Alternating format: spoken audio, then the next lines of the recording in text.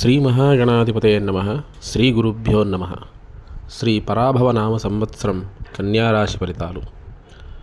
ఉత్తరా నక్షత్రం 2, 3, 4 పాదాలు, హస్తా నక్షత్రం 1, 2, 3, 4 పాదాలు, చిత్తా నక్షత్రం 1, 2 పాదాలు కన్యారాశిలోకి వస్తాయి.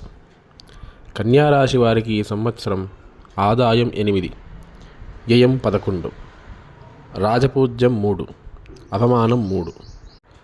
కన్యారాశి వారికి ఈ సంవత్సరం దశమం లాభం వ్యయంలో గురువు, షష్ఠమం పంచమంలో రాహువు, సప్తమంలో శనైశ్చరుడు, వ్యయం లాభంలో కేతువు గ్రహాల సంచారం కలదు. ఈ రాశిలో జన్మించిన వారు మహాపాశుపత హోమం జరిపించడం మంచిది. సాహిత్య, వ్యవసాయ, విద్యా రంగాలలో అనుకూలమైన మార్పులు, ధనాకర్షణ ఏర్పడుతుంది.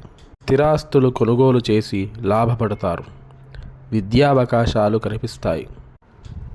ఉద్యోగులకు సహోద్యోగుల చేత, సహాయకుల చేత చికాకులున్నప్పటికీ స్వయం ప్రతిభను చూపగలుగుతారు. వ్యాపారములందు పోటీతత్వమునకు దూరంగా ఉండాలి. విద్యార్థులు ప్రణాళికాయుతంగా సాగాలి.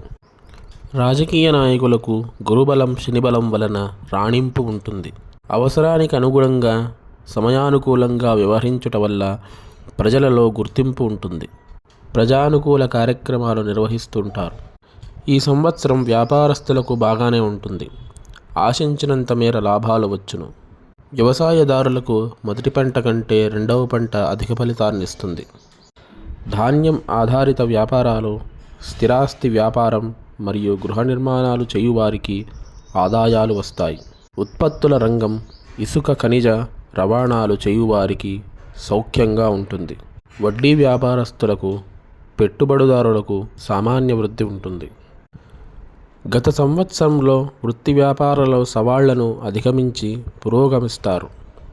వృత్తి వ్యాపారాలలో అనుకూలత, ఆశించిన ధనలాభాన్ని పొందుతారు. ఈ రాశి వారికి అదృష్ట సంఖ్య 5.